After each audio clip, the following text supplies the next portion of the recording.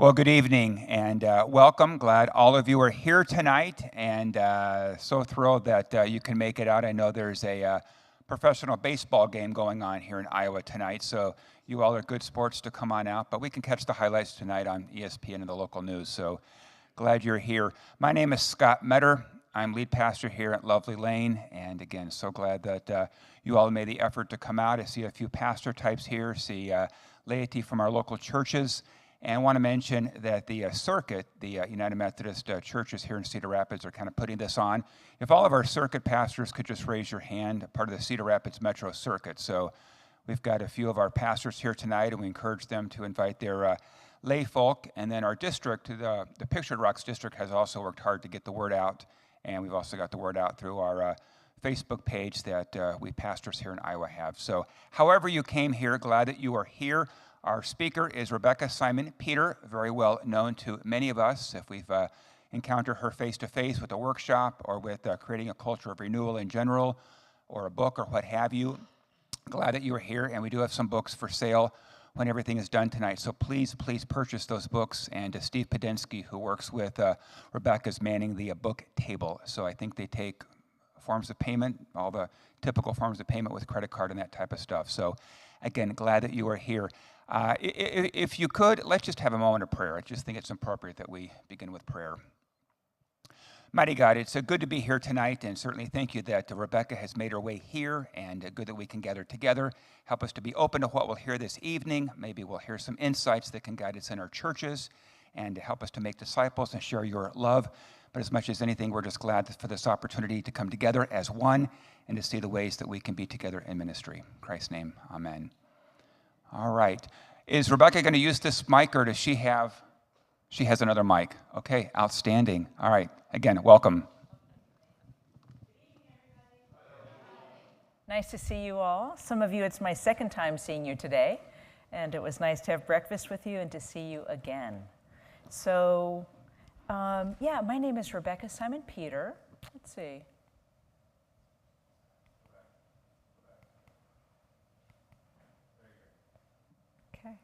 Yeah, and I wanted to say a little bit about me.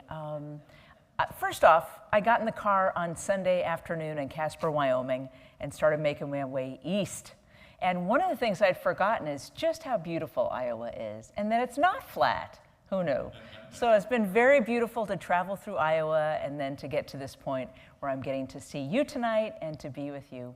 I live in Casper, Wyoming. I am a clergy member of the United Methodist Church in the Mountain Sky area. And I came into I'm really passionate about the church. I was born and raised Jewish in a Jewish home, Catholic dad, Jewish mom, but all of us kids were raised Jewish. And I had a conversion experience when I was in my 20s. My Jewish grandmother had brought me on a trip to Israel as a graduation present from college. And so there I was, and I had a wake-up call in the middle of the night. I felt like God knocked me on the side of the head, and it's like I awakened into a new world in which I really understood that God was real. Because between the time I'd been bat mitzvahed at 13 and the time I graduated college at 20-something, I had strayed from my Jewish faith, and I was more a participant in the school of sex, drugs, and rock and roll. Just like a lot of Methodist kids graduate when they get confirmed, I graduated and I went someplace else. But when I was in Israel for this college graduation trip and I had this experience with God, it was a conversion experience. And I actually moved from the Reformed Jewish community at that time to become an Orthodox Jew. So I was in the Orthodox Jewish world for 6 years. There was so much about it I loved. I loved the tradition. I loved the food.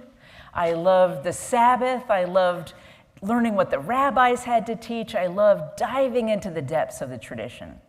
And then about 6 years into all of this, I had my second conversion experience. Now, most people just get one if they get one at all. I had two, and I wasn't looking for either one of them.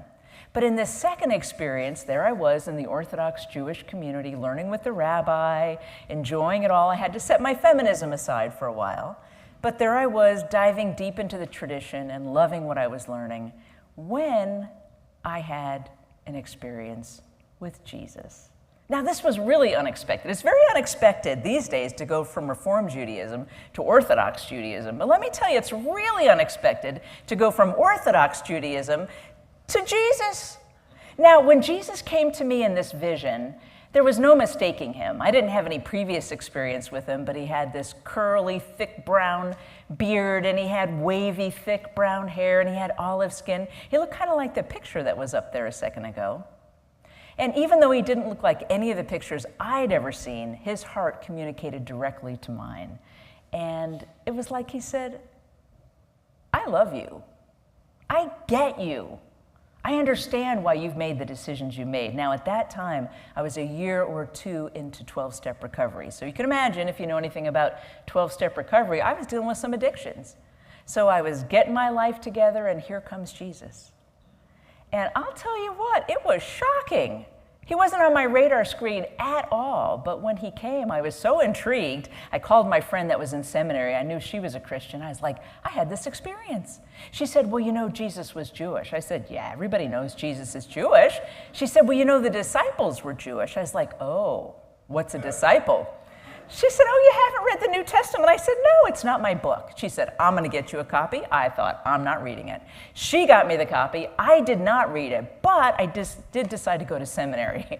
So it was like, she was in seminary, I'm going to go to seminary. Just a little bit of competition there. So I wind up at the Iliff School of Theology, opening up the front doors, thinking, what is a nice Jewish girl like me doing in a place like this? Well, I wasn't going to become a Christian or anything like that. I was just a Jew following Jesus. I understood there was a precedent for that in the New Testament. But the second year there into studies, I got the call to ministry. And I thought, well, shoot, I better start going to church. I better get baptized. So this is my story. It's all sort of backwards. Anyway, I did all that, and I wound up in the United Methodist Church, and I served churches for 12 years, and I loved it. And I hated it. You know the part I loved, Jesus and the people. You know the part that was frustrating, Jesus and the people. The church can be so lovely and yet so frustrating all at the same time because we have to deal with each other, right? And somehow carry that message forth and stay in love with each other and stay in love with the communities that we serve. So I'm really committed to the church, and I have been for many, many years now. But we had a little thing called the pandemic. But before I get there, let me just say a little bit more about my work. So I served churches for 12 years, and then I developed a program called Creating a Culture of Renewal, because I realized that even though I had had this beautiful sort of burning bush experience with Jesus, in the end I felt like I was kind of moderating kitchen fights, you know, or what color should the carpet be? And that was just a little discouraging for me. And I knew if it was discouraging for me, it was discouraging for other people. So I entered into what we call extension ministry, which is serving beyond the local church, writing books, doing talks, workshops, and creating a culture of renewal came out of it. And that's a program that really helps church leaders, clergy and laity, discover how do you create a whole culture and ecosystem where renewal can happen. Not just do a great project here and there, but create a whole sustainable shift in culture. So creating a culture of renewal, we have about 150 people a year. We serve clergy all over the country and now beyond, and from a variety of different denominations. And these are the folks that I have the most contact with. These are the church folks I have the most contact with. And so when the pandemic hit, I really turned to them to find out what's it like right now in the church, what's happening on the front lines. But along the way, I wrote some books, The Jew Named Jesus, that's got my story with that vision and the questions that I had. If Jesus is really Jewish, what does that mean for the church? So I ask and answer those questions in The Jew Named Jesus. And then I wrote Dream Like Jesus, which is really how do we have big, bold visions that draw the church forward? All this was written before the pandemic. Then in 2020, it was time to reflect on what was before us, and thus comes Forging a New Path, which I'm going to talk some more about tonight. I'm really excited to be with you here tonight and to be with Iowans. It's really great. So thank you for being here. So here's my question for you. Do you remember where you were when you first heard about the coronavirus? Raise your hand if you remember where you were when you first heard about it. I'll tell you what, I remember exactly where I was. My husband, Jerry, and I had just finished our first ever carefree Hawaiian vacation.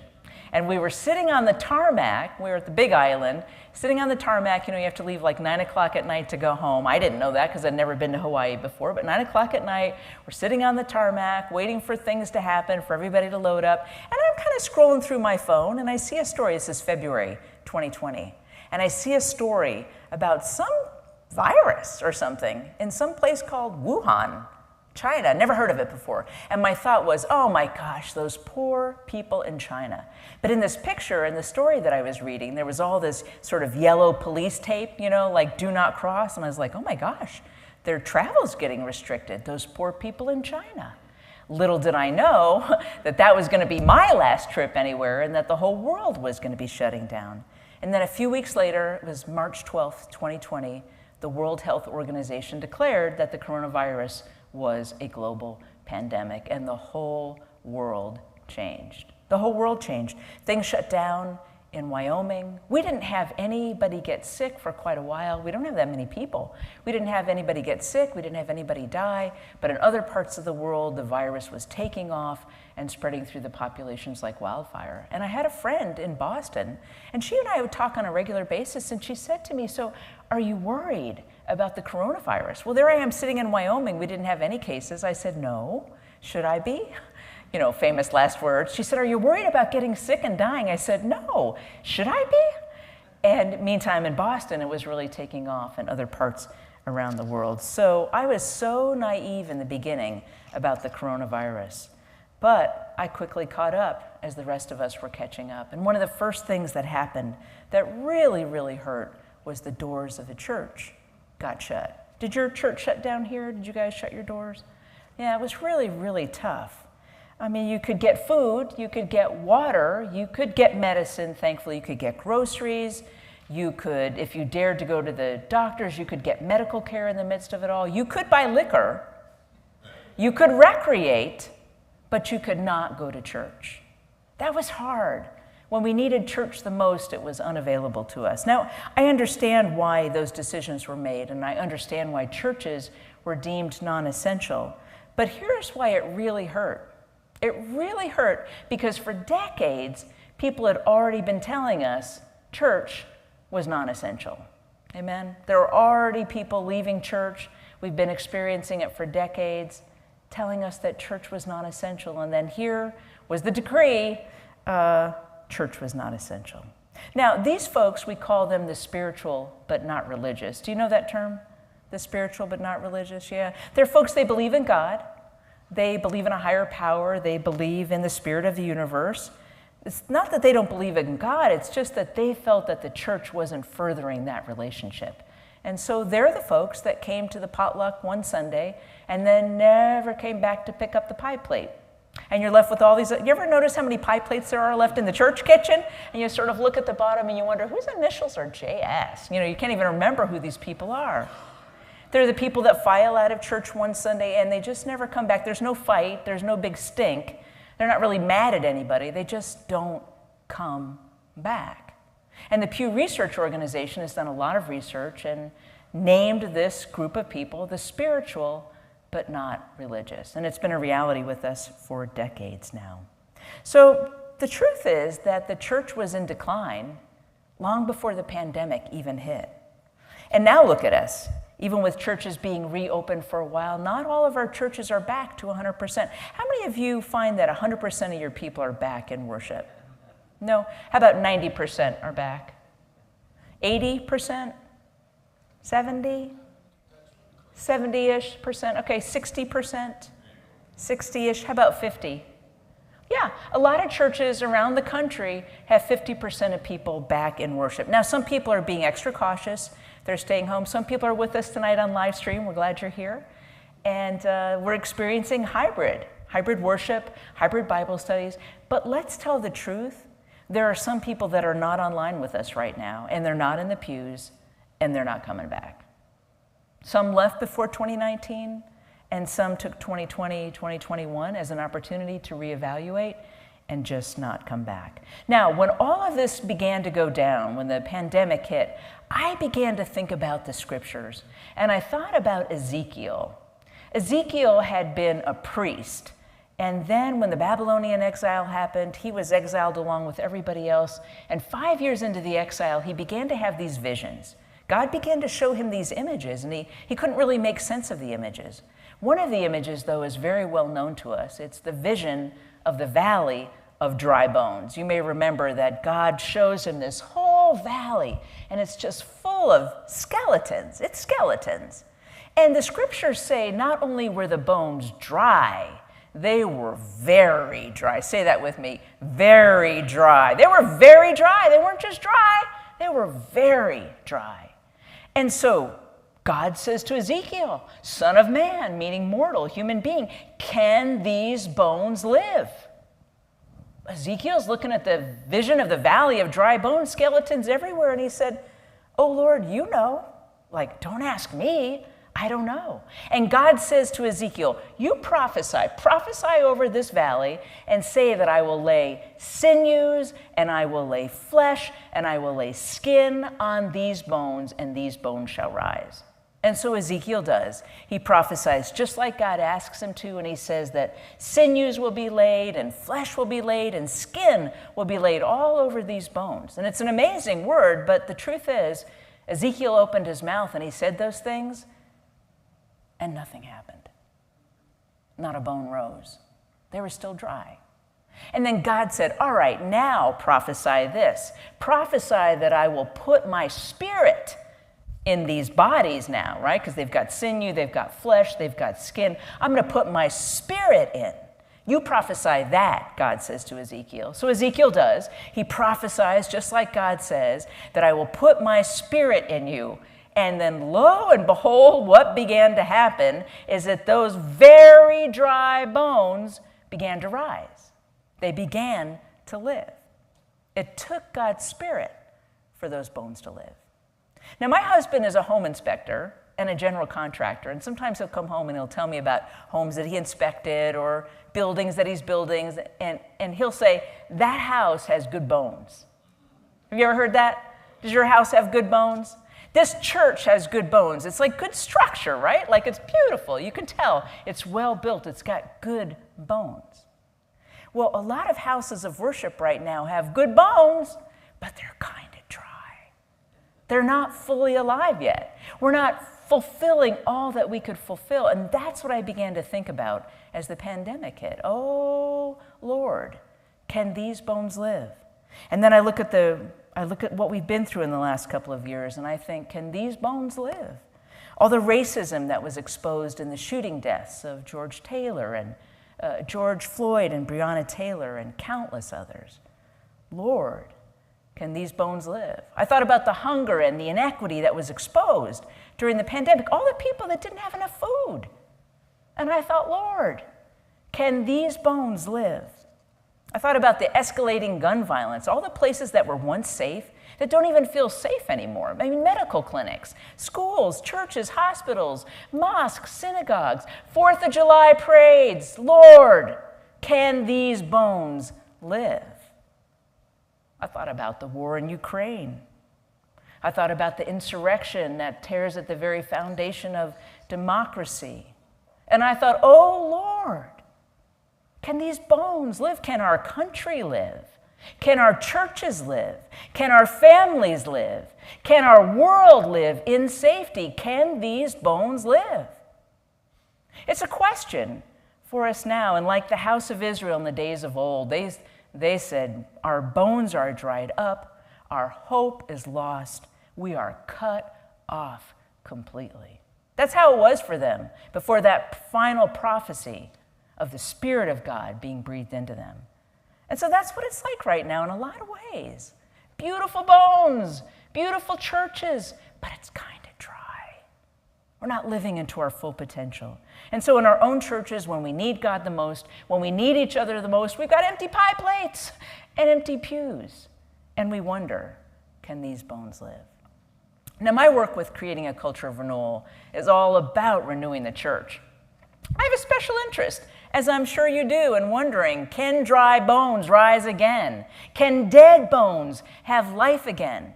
Can houses of worship be filled again with the praise of God? Can democracies and countries rise again? Well, as a part of my research for this book, Forging a New Path, there were 3 questions that I found most churches were asking and most church leaders. And I went to the people in my Creating a Culture of Renewal groups and I said, how's it going? And these are the questions they told me they had. Let's read these aloud together, shall we? Here's the first question. When do things go back to normal? Raise your hand if you've been wondering that. When do things go back to normal? Here's the second question church leaders were telling me that they were asking together. How do we get people back to church? Like, how do we get people to church for the first time, but also how do we get people back to church if they were here before, but now they're not here? And then the third question are you wondering the answer to that question? How do you get people to church or back to church? Yeah, it's a question we're asking. Well, here's the third question.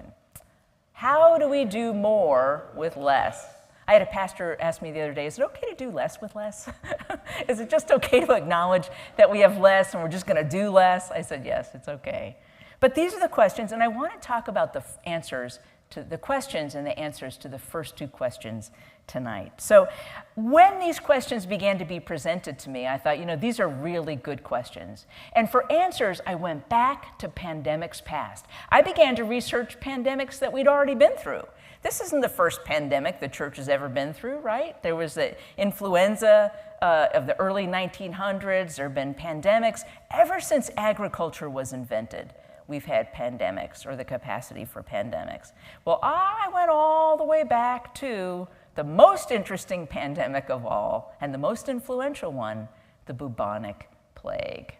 I'm now a Bubonic Plague expert. I know more about the Bubonic Plague. Now, it wiped out half of Europe from the 1300s to the 1600s, and I found out really interesting things. First off, I found out that this nursery rhyme, Ring Around the Rosie, is related, at least folklorically, to the Bubonic Plague. You know how it goes. Ring around the rosies, pocket full of posies, ashes, ashes, we all fall down. Yeah, like what's that about? What kind of nursery rhyme is that?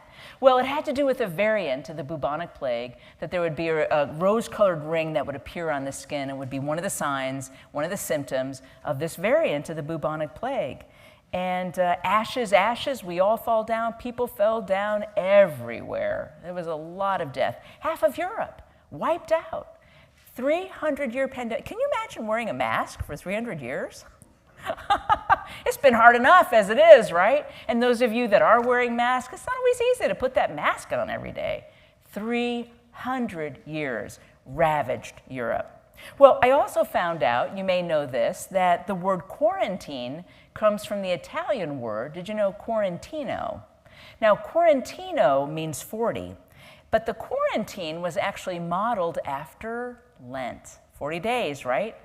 Fasting, repentance, prayer. See, in those days, they thought the Bubonic Plague was visited on them by God. This was God's doing. So the only way to get that plague lifted up was somehow to please God, to do the will of God. So they changed. It used to be that people were put in isolation for not quarantine, not quarantino, but Trentino, 30 days. That would be enough.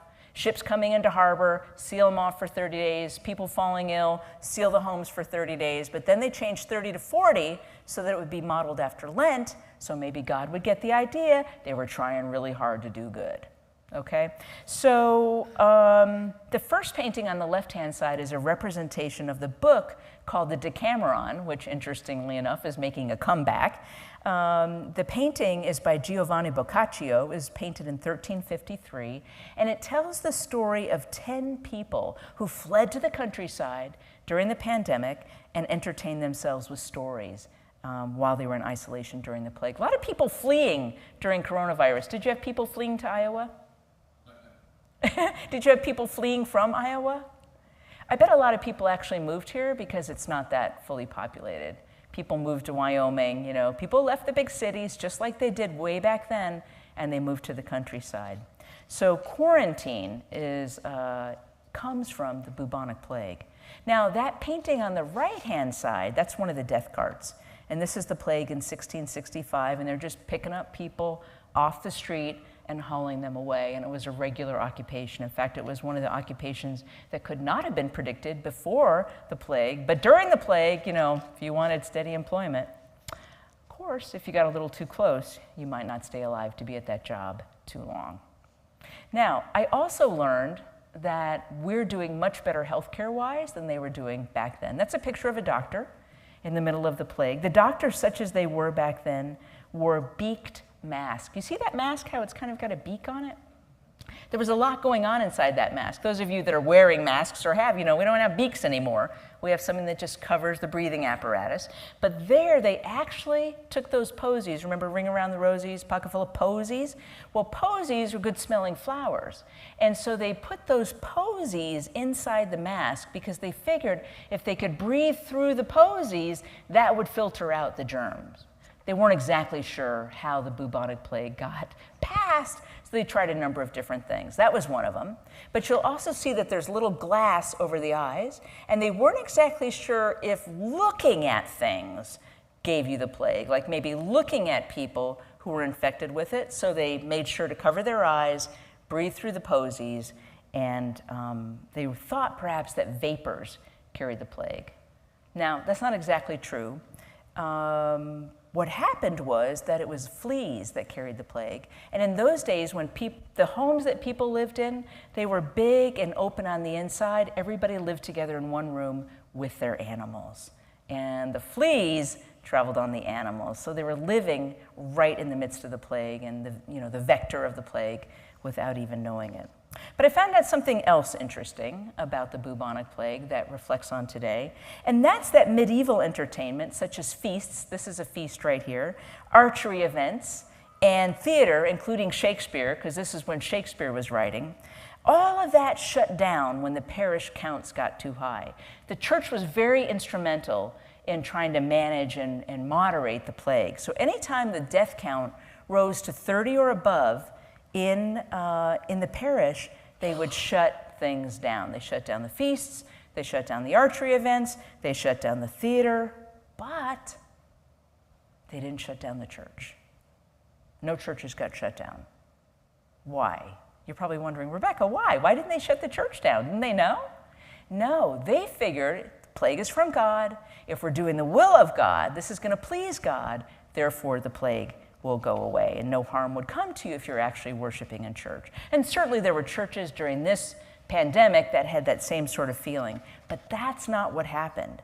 What happened then was that clergy were absolutely decimated by the plague. 50% of clergy were killed off. In fact, they died at a faster rate because they had closer contact with the dead. And the church absolutely fell apart. Here's the part I really want you to hear. The church fell apart. Now, the church I'm talking about isn't the Methodist church. It's not the Lutheran church. It's not the UCC. It's not Veritas. It's not any of those. It was the Catholic church. That was the church of the day in Europe. And that leads to the most interesting thing that I found out as I was studying the bubonic plague, is that the spiritual but not religious movement that the Pew Research Institute identified a couple of decades ago, it's not new. It was going on way back then. What was going on is that when the clergy died along with everybody else and the church fell apart, the people were lost. They were cut off. They had no hope. And they were also mad because they thought, hey, the clergy are supposed to know what's going on here. They can't stop the plague. Nothing we do stops the plague. What are we supposed to do? And so they were really upset, and they felt like those people in the Valley of Dry Bones. And if the church wasn't functioning, they thought, now what? They actually had to take matters into their own hands, and that's where the spiritual but not religious came from. They wanted to be religious, but the church simply wasn't functioning anymore. So all sorts of lay movements arose, and I think this is really interesting. People began to make more and more pilgrimages, and they went to holy sites. People more and more turned to the saints and the worship of saints and the veneration of saints because they couldn't connect with the clergy because so many of the clergy were gone. There were lay-led orders, and the list goes on and on, all the creative ways that laity found to really express their spirituality, stay connected to God when the church had fallen apart. Now, not all of it was good, as often happened in Europe in the medieval times. When things weren't going well, they blamed the Jews. So there was blaming of Jews, there was banning and killing of Jews, all that happened. That wasn't great. But there was a lot of creative things that happened. And the thing that really happened is that people really began to be in touch in their own way with spirituality, with their own soul, with their personal expression of a relationship with God. And that spirituality spilled out beyond the sanctuaries, it spilled out beyond the chancels, and people discovered that they had their own access to God. They had to fight for it, they had to figure out how to do it, but they had it. And out of this, one of the big responses spiritually to the plague was the Protestant Reformation. You've heard of the Protestant Reformation. The Methodist movement comes out of that, the Lutherans, everything we think of as Protestant Christianity, all of that came out of that time, and it was one of the big responses to the plague. So in looking to the past, and in looking to the future, and in seeing where we are right now, it becomes clear to me that if we look at that question, when do things go back to normal, we have to answer that question like they did way back then in medieval times. It's not happening. Normal isn't coming back. They couldn't resurrect all those clergy. They couldn't put the church back together again. They couldn't make it function like it used to. They had to find something new. And spirituality and a new way of connecting with God was their answer. And I believe that that is our answer as well. If these bones are going to rise again, we have to pay attention to the answers that have already been given to us, what people have already been telling us for decades. We want more. We want more spirituality. We want more connection with God. We want more miracles. We want more presence. We want to feel God, not just talk about God, not just hear God, not just do good for God. We want to know God and to feel that relationship with God. So religion is communities bound together by doctrine and belief and, of course, food, right? But spirituality is something a little bit different. That's more the heart and the soul of it all, like the real God connection in the midst of it. So just as the medieval Christians reorganized the way church was structured and where and how worship took place, I think we're at this really pivotal moment right now in the life of the church, in the life of the world, to redefine church and to maximize this opportunity that's right before us. So that kind of begs the question, and I'd like to ask you to talk to each other about this for a minute. What is the difference between religion and spirituality? And maybe even what's your definition of religion? What's your definition of spirituality? Would you just turn to a couple, three people right there in your midst, have a discussion, and I'll let you know when a couple of minutes are up, and I want to hear what your answers are. So what's the difference between religion and spirituality?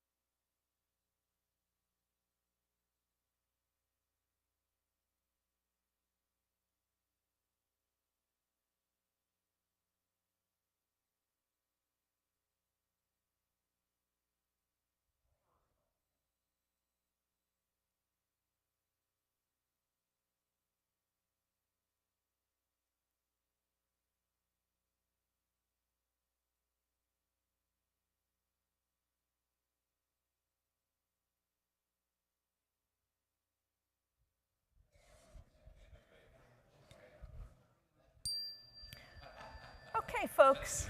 This is the dinner bell. Okay, so raise your hand if you feel like you've got a pretty good definition for religion. Who's got a good definition for religion? Okay.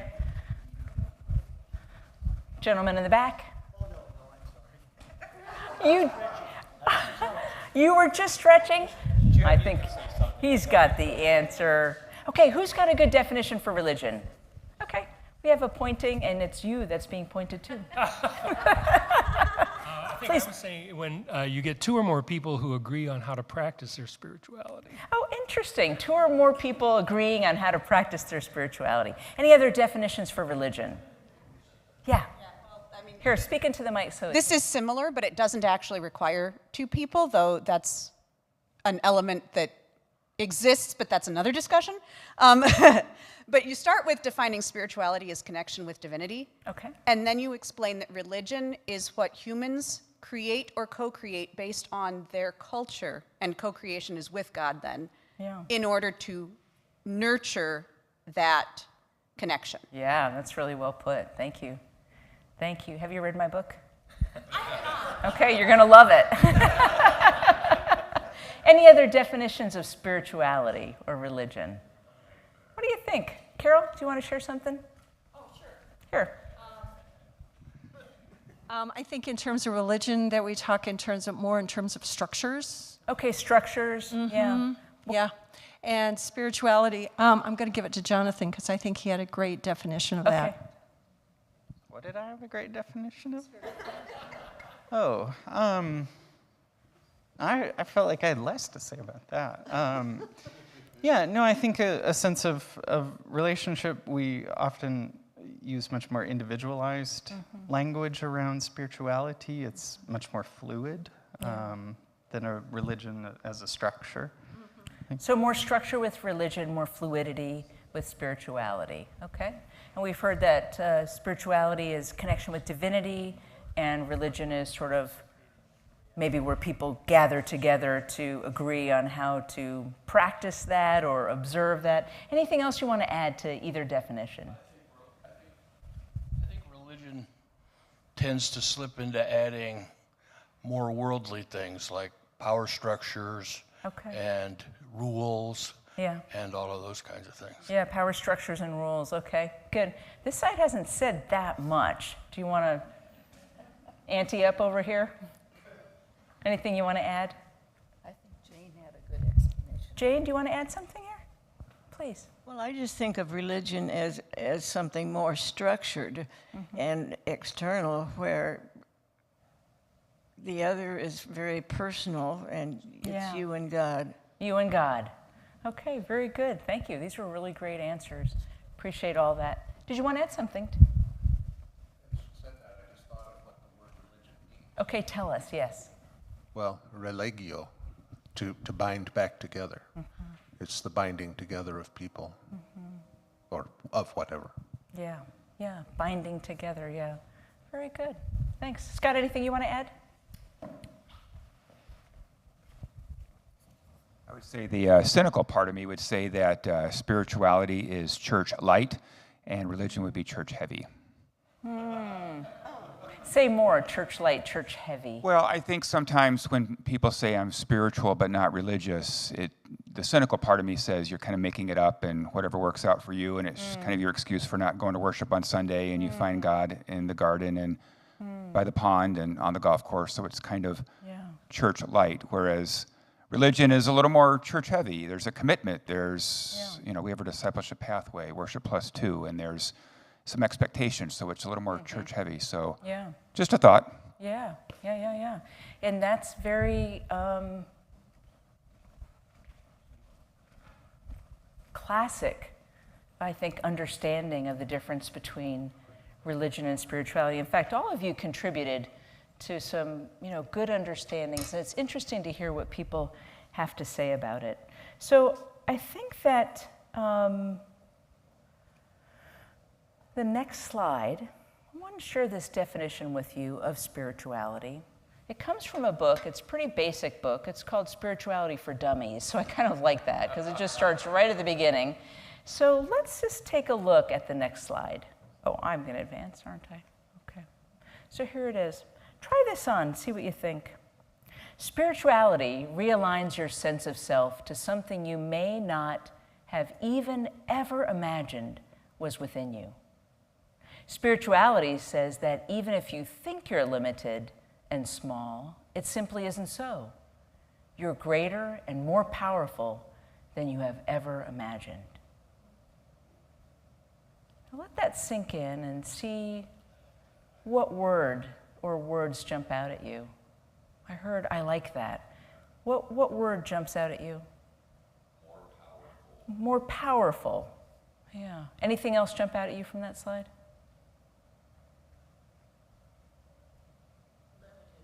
Limited, yeah. Yeah. What's that? You. Yeah. Yeah. Yeah. Yeah. Not when you have real lines, though. Ooh, the debate begins. All right, well, it's interesting. There is a lot of you in it. We're not going to fight here. We're just talking. Yeah, you're getting realigned to what's within you, exactly. Well, it's internal. Let's see actually what they're saying is within you, okay? And so we'll go to the next slide here. Let's try it on. A great and divine light exists inside of you. This same light is also in everyone you know and in everyone you will ever know in the future. It's interesting because Jesus talks about being the light of the world. He talks about us being the light of the world. We know that we're made in the image and likeness of God. One of the images for God is light. So it's just interesting. It's a different way of thinking about things. And then here's that last part. You may think that you're limited to just your physical body and state of affairs, including your gender, race, family, job, and status in life. But spirituality comes in and says, there is more than this. There is more than this. Take a moment, turn next to those same people you were talking to before, and what about this definition speaks to you or intrigues you? Talk to each other for a couple of moments.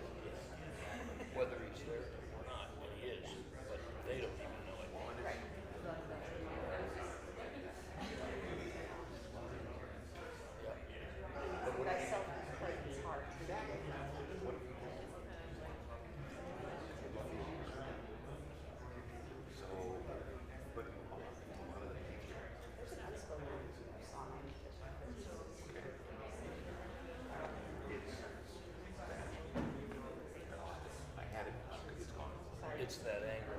There.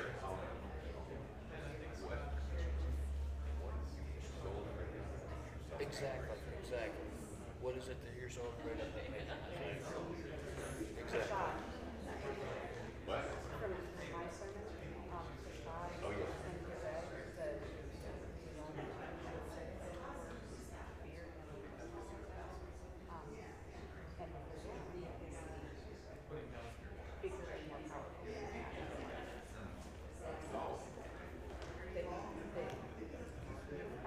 down on a sphere that turns out to be tissue too. But then suddenly you've got that behind you. Let's come back together. I start salivating when you do that. So when I think about spirituality, I think about this opportunity to connect actually with my soul. Not just to know that the soul is there, but that's that great and divine light that's within us. So often in church, we don't actually tap into that. A lot of what churches, I don't know about this particular church, and I'm not saying anything in particular here, but a lot of churches that I work with across the country, it's more about being generous and giving and all that's wonderful, that givingness, that being in mission, that connecting with the community. I'm a big believer in that. And what people have been telling us is that they're missing that inner connection. They're missing that soul connection, to know what's inside of them. And not just to be giving always out, but what's inside of me? Do I matter? Is there a light within me? Does God love me? And so this is an opportunity now for us to tap in a particular way to check that out for ourselves. So I think I can relate, to the spiritual but not religious, because when I had this experience of Jesus, it was miraculous. I had this amazing experience of him. And when I got to the church, there weren't quite as many miracles as I'd hoped. There weren't quite as many miracles as I expected. I'm not sure that I expected people walking on water or multiplication of loaves and fishes, but definitely the miraculous. And I think that's what people are yearning for. I mean, just look at the number of superhero movies that are out there. Are we not yearning for the miraculous? Are we not yearning for something, expression that is greater than ourselves, and to be even more than what we are, and to be able to fight off the darkness and to find that within us and to co-create those miracles with God? So I want to give us a chance right now, instead of just talking about God, talking about spirituality, I want to give us a chance to actually experience it. So if you would, I want you to know that in the book I did a lot of research, and I found that we are actually hardwired for the transcendent. We have neural pathways that are designed to carry logical information, and we have neural pathways that are designed solely to carry experiences of the transcendent. And every person is hardwired that way, whether they're religious or not, whether they identify as religious or not. Everybody's got that wiring inside of them. We have that wiring inside of us. And so I think it's really time to embrace spirituality as the next normal, and to embrace it here in church, not apart from church, but within church. So what I'd like us to do is take a couple of minutes. I invite you to close your eyes if you're comfortable doing that. And take your hand and place it on your heart. Just gently on your heart, and just notice that as you have your hand on your heart there, that your heart rises and falls. Your hand rises and falls as you breathe.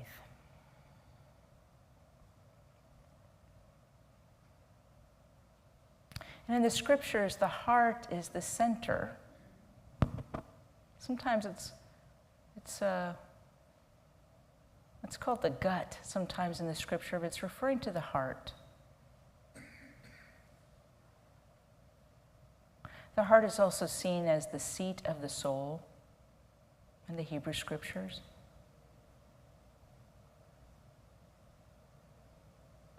And right behind the heart, you'll find the lungs.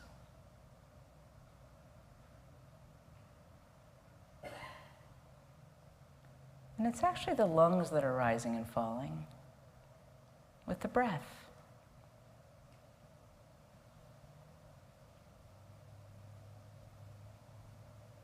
In the Hebrew, ruach means breath and wind and spirit.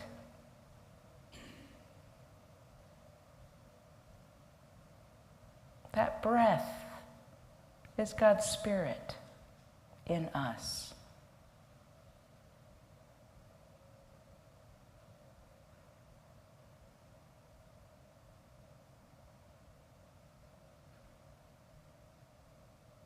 The Greek too, Hebrew, same as the Hebrew, breath, wind, spirit.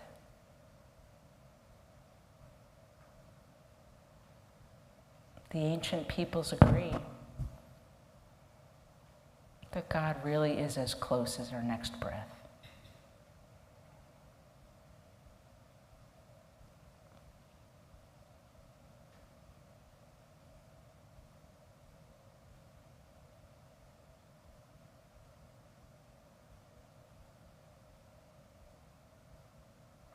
And notice how warm your hand gets, as if there really is a great and divine light within you.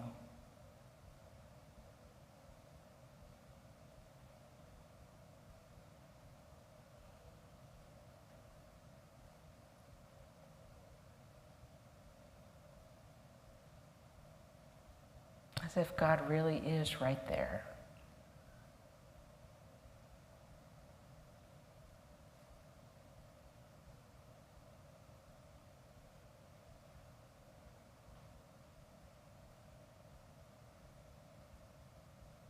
And as you breathe, notice that God has a word for you, a message.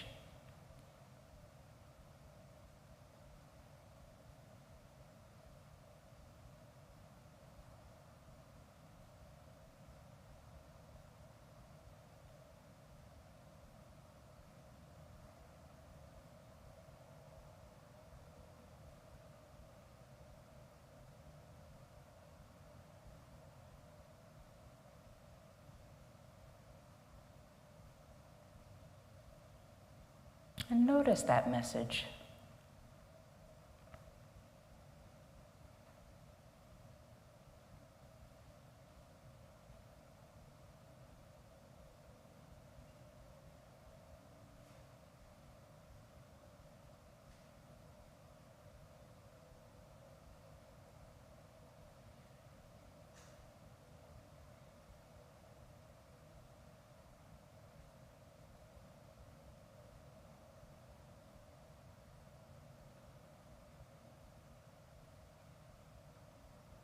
Maybe it's a word, or maybe it's just a feeling.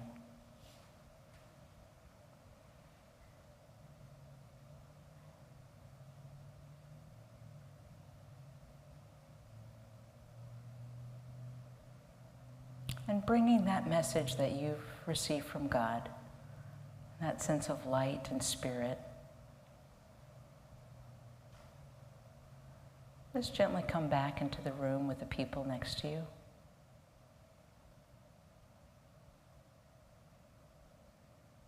When you're ready, you can open your eyes.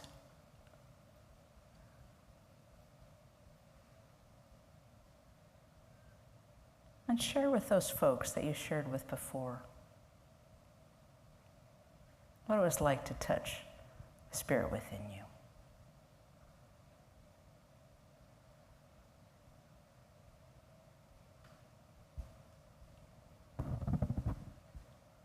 Feel free to share with each other.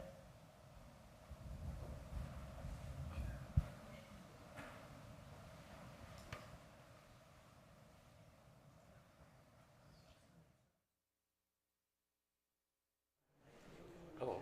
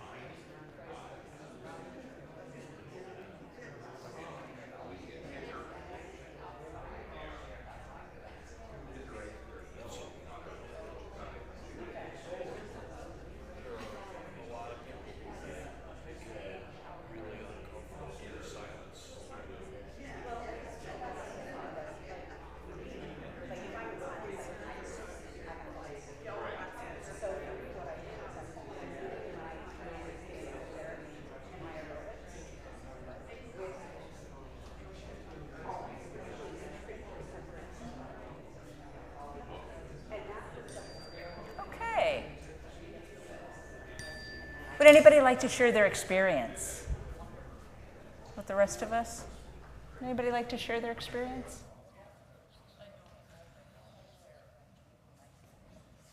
Yes, thank you. I was surprised at the warmth. The warmth, yeah. That just holding your hand there for that long a time produced such a feeling of warmth. Yeah. Did any feelings come with it or any thoughts? Well, the scripture that came to me then was, he who keeps Israel will neither slumber nor sleep. And I thought about our breath and our heartbeat that continues all through our our 24 hours a day, or however many years we might live, and what an amazing thing that is. Yeah, it neither slumbers nor sleeps, does it? Right. Yeah. Thank you. Anybody else? I'll share their experience. I know it's very personal.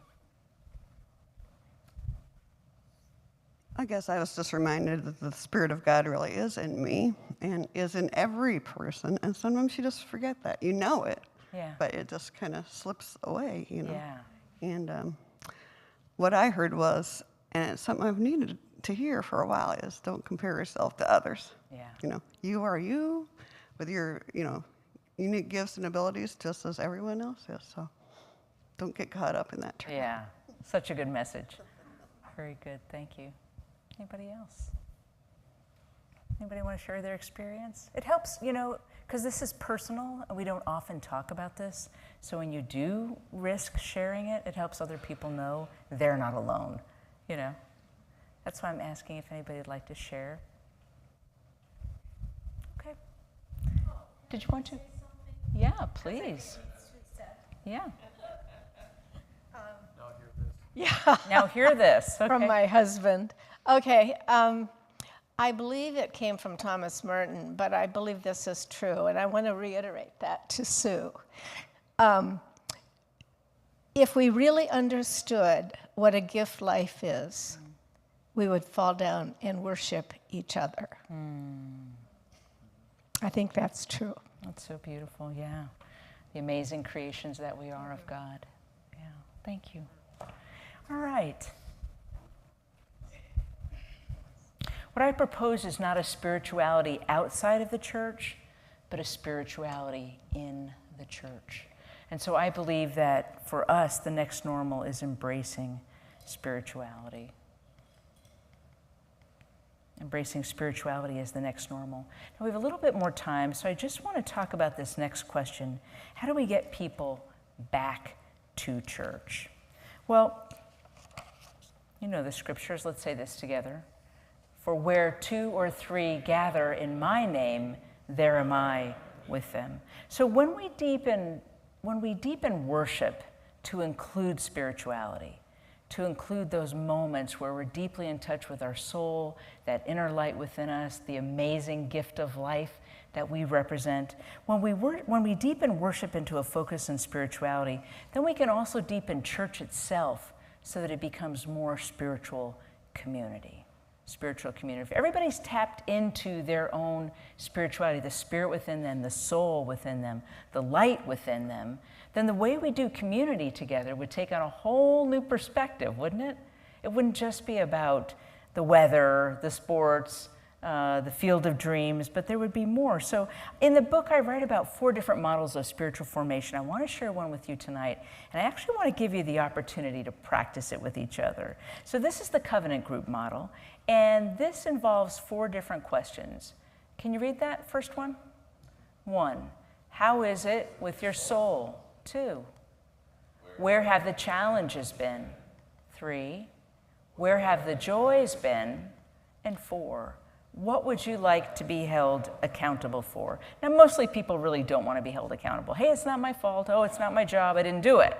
I don't want to do it, right? This isn't that. This isn't like, what do you want to check off your to-do list, or what did you do wrong that now you're supposed to do right?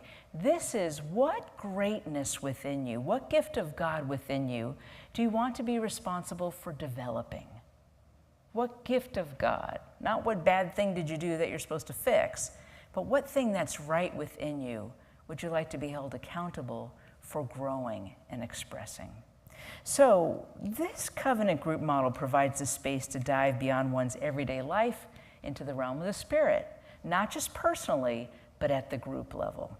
So I want to give you a couple of tips. I'm going to give you a few minutes to share with each other. The answer to the question, how is it with your soul, it has nothing to do with your to-do list, okay? So this isn't about your to-do list. I met with a group of pastors years ago, and I remember we were all asking that question. Everybody started to run down their to-do list for the church, and it's like, what does this have to do with how is it with your soul? So that soul that we just tapped into, that spirit, that's what I'm talking about. So what I'd like you to do now is find one other person that you're going to share with. So I see pairs here, pairs. You guys are a pair. So if you're with threes, see if you can get with twos. I'm going to need to maybe buddy up with somebody else because I want you to be able to share within 3 minutes. So you'll each have 3 minutes, and I don't want you to be so rushed. So raise your hand if you're pairs.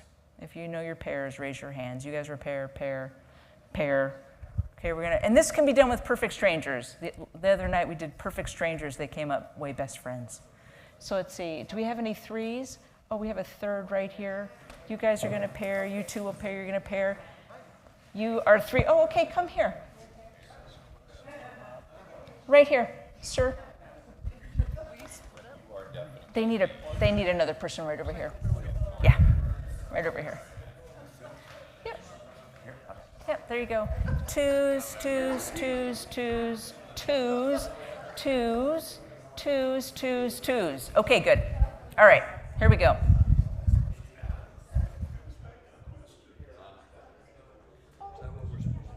Just one? Oh, okay.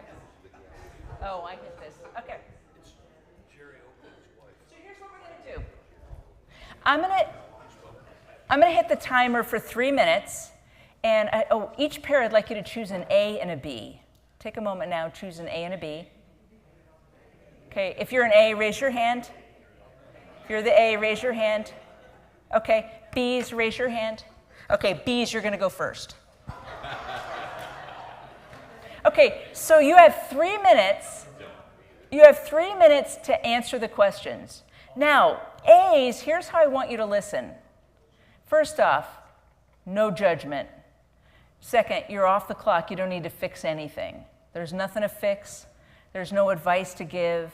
Just listen with a generous heart, okay? So your job as A is to listen with a very generous heart to whatever it is they're sharing. Then when you switch, B, it's going to be your job to listen with a generous heart. No fixing, no answers, none of that's needed.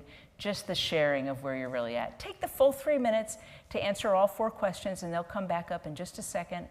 And here they are. So I'm going to ring the chime at the beginning of the 3 minutes. And then when we're 3 minutes in, I'm going to ring the chime again. That's your signal to switch. Okay? So let's begin.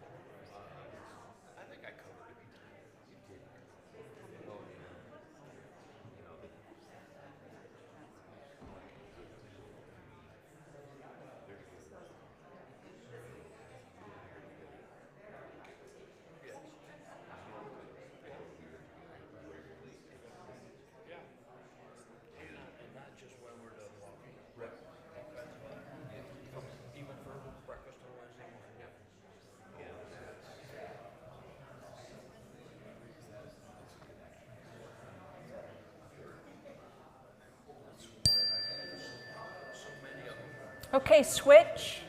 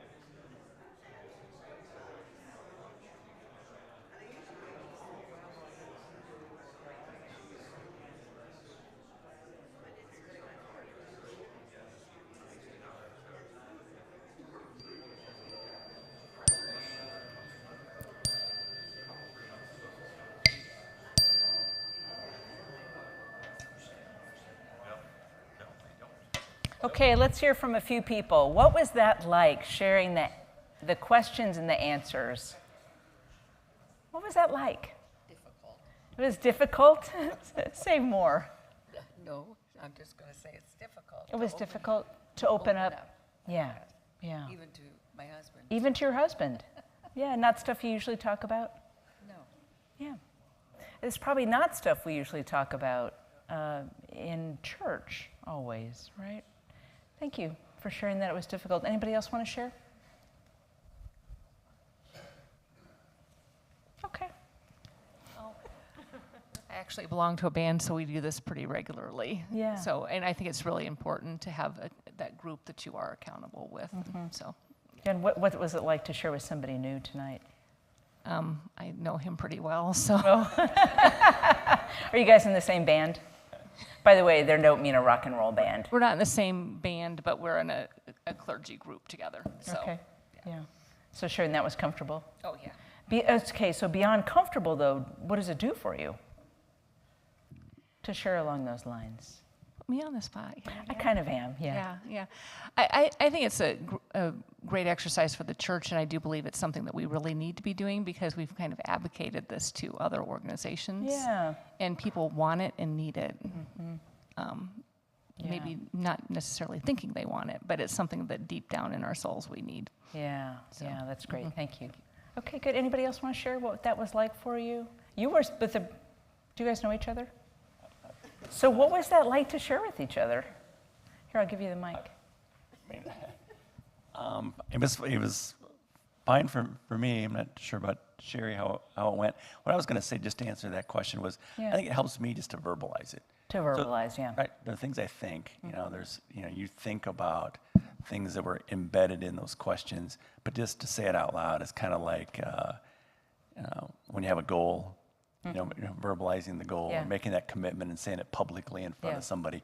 It kind of does something to entrench it or make it richer. And there's probably some value for me in that. Yeah, good, thank you. And your sharing partner? Yeah, just helps to clarify maybe some of those thoughts that are happening, and verbalizing as a way of accountability too, just giving voice to that and sharing with someone. It's powerful. And you don't even have to know the person, do you? Nope. Thank you so much. Anybody else? What is it like? Yeah, Dave, Carol's husband. The pastor's husband.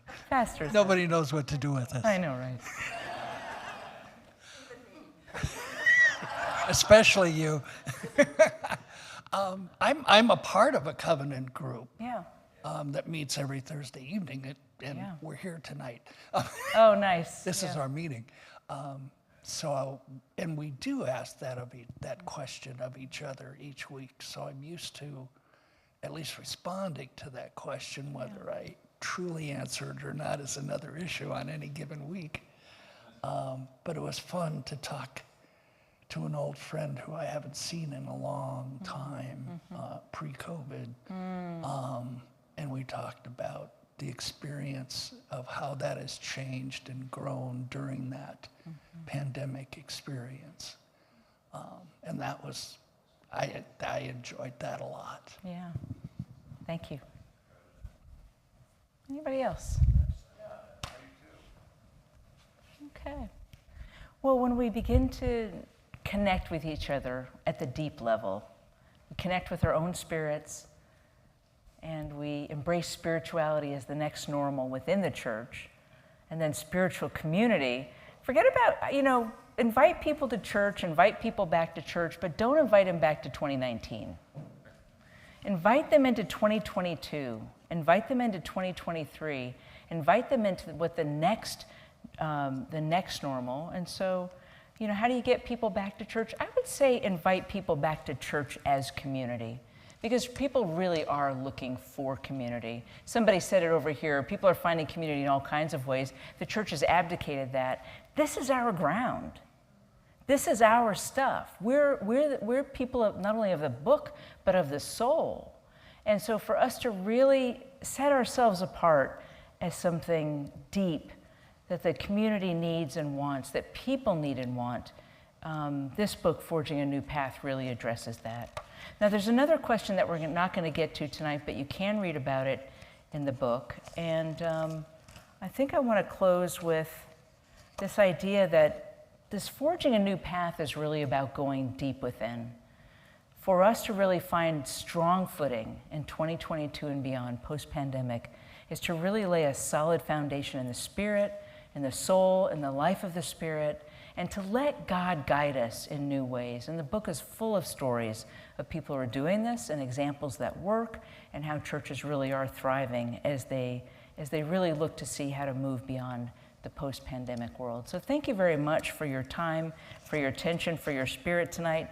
And I'll certainly stick around to answer questions so we can deal with any questions. And then I do want to give you this opportunity that you can scan the QR code that's up here and receive a study guide that goes along with the book. So I invite you to pull out your phones, just put the camera function up, and if you hold it up there, you should be able to scan that QR code. That'll allow you to download a discussion guide that you can use with a church group, with a clergy group, any kind of group, and really give you a way to really process what you've been through and think about what next steps are for you.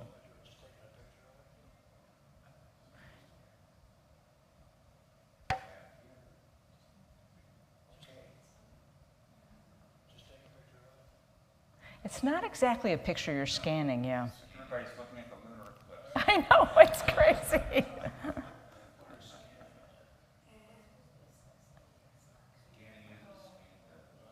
Did you want to have Q&A? Sure. You want to have that? Good idea. Yeah, that's fine, if you think there's time. Sure. Yeah. We want to kind of bring things to a close in a want to try to bring things to a close in a little bit. I will mention we've got some cookies and water and lemonade here, and thanks to some of our folk who made that possible, so please continue to visit. We do want to buy some books too, so please look at Rebekah's new book, and then she's got other books there, so Steve Padinsky's in the back. So please pick up some of those books. I know some of our circuit pastors, we've talked about maybe picking up a few extras, maybe taking those back to your local churches and using those for a study group or something of that nature. So please be generous and pass a book along. And I think it's always neat to hear a presentation and then to buy the book because it reinforces everything that I heard. And I pick up on something and thinking, I could take a note of that, but I bet that's in the book. Yeah. So it's always nice to do that. So I just leave those parting comments of please purchase some of the books, and we do have some refreshments. But I want to allow maybe 4 or 5 minutes for questions. If you have a question, lift it up. I'll take the mic, and you've got the cordless. So, okay. Sounds good. Anybody have a question for Rebekah? Jane. This isn't necessarily for you, but how do we have had so many people on Zoom at our church for so long, and they're comfortable at home in their pajamas drinking coffee. Mm-hmm. How are we going to get them back into the building? Mm-hmm.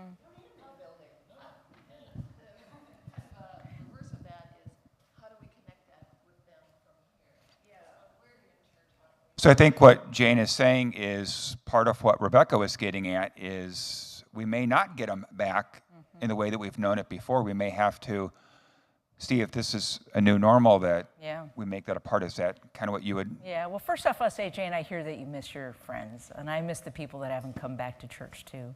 I do, I miss them. And I think one thing you can do is tell them that you miss them. A lot of times we never say that to the people that we miss because we don't want to offend or we don't want to, but you know, I would just tell people that you miss them. And you can always ask them, are you coming back or not? Like, we can actually have direct conversations with those folks, especially if you know who they are. But yes, Scott's right. What I'm referring to is that those folks some folks may not come back to church. So number one, there's a way to, how do you connect with people online so they really feel like they're part of the community? You're giving them opportunities to serve, opportunities to give. Are there other ways to connect?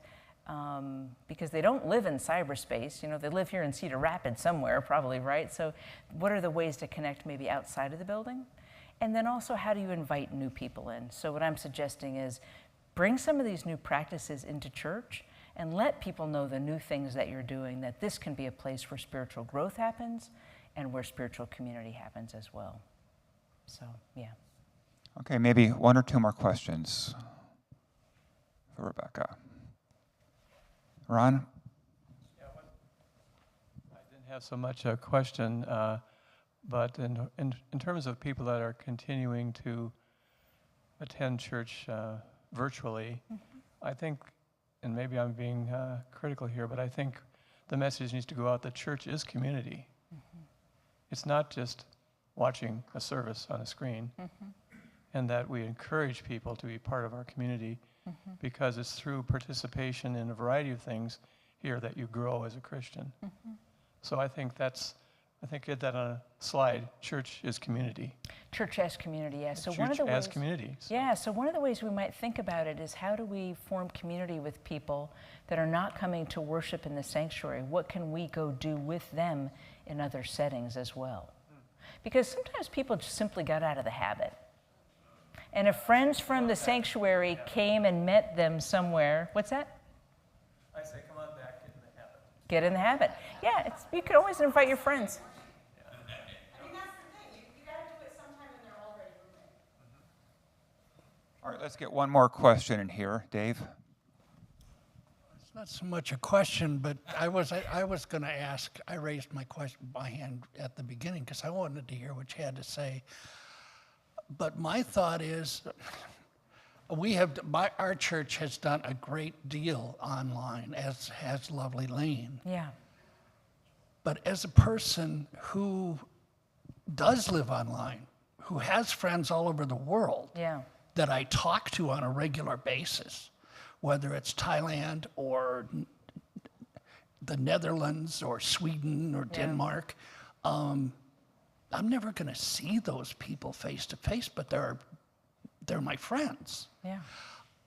I think one of the things that we could come out of the pandemic and now the normalization of an online community is, I think we need to consider.